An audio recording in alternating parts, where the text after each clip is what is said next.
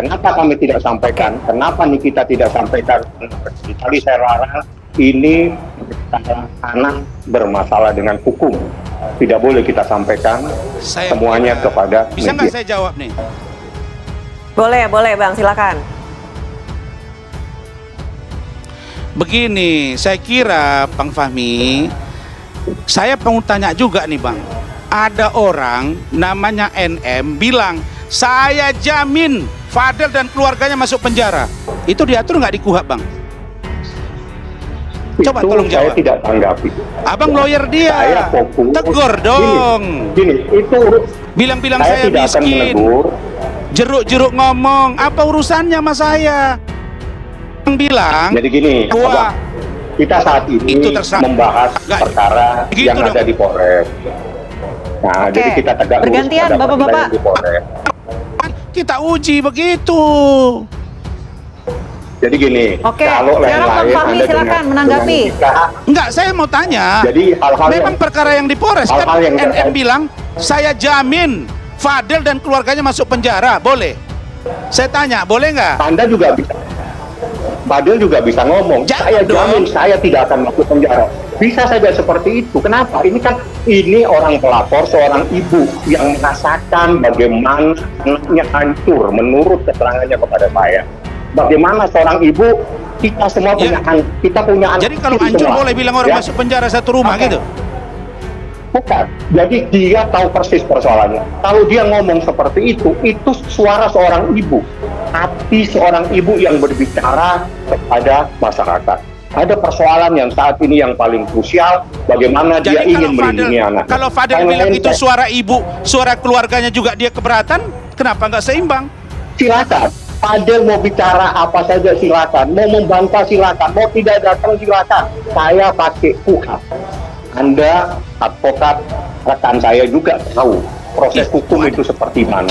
Lu itu sudah aborsi, lu ini pacaran dengan seorang tukang semir dan lain-lain. Apa ini gitu?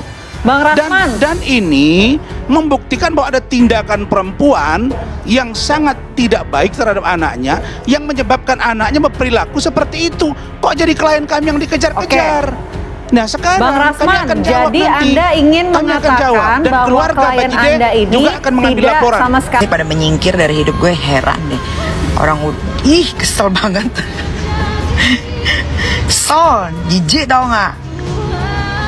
Lu siapa? Gitu, lu siapa? Suka gue. Gue aja kalau ditanyain aja tentang dia aja gue malas jawab. Apalagi ngomong, mengeluarkan satu kata pun aja gue nggak mau.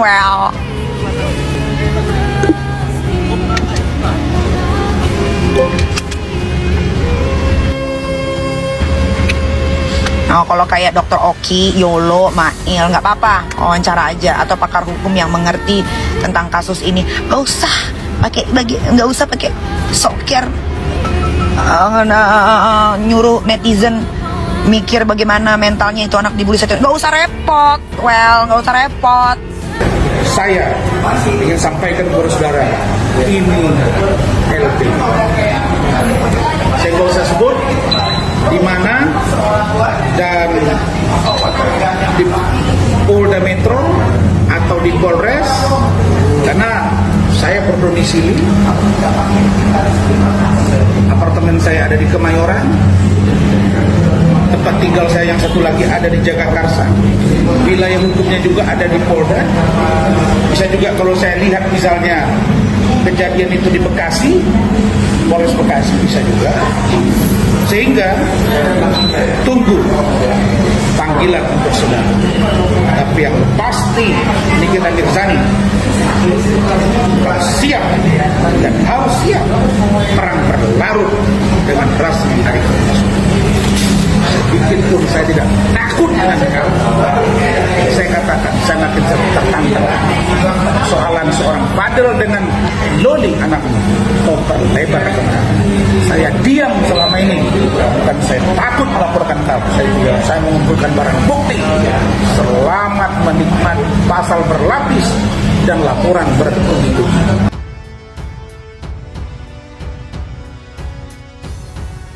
Polisi tunggu klarifikasi Fadel Bajidah usut laporan Nikita Mirzani.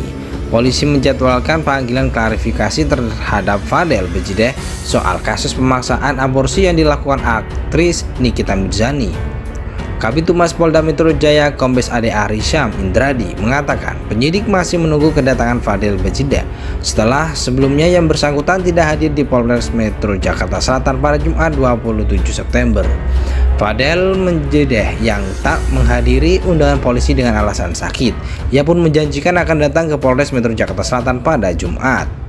Penyelidik masih menunggu penundaan klarifikasi saudara V yang akan dilaksanakan nanti hari Jumat 4 Oktober pukul 14.00, kata Ade Ari. Ex-Kapolres Metro Jakarta Selatan itu menyebut 2 orang saksi yang diajukan Nikita Mirzani akan diperiksa lebih dari awal pada Kamis. Dari pihak pelapor mengajukan 2 saksi yang sudah dijadwalkan oleh penyelidik nanti akan diambil keterangan dari Kamis tanggal 3 Oktober 2024 katanya.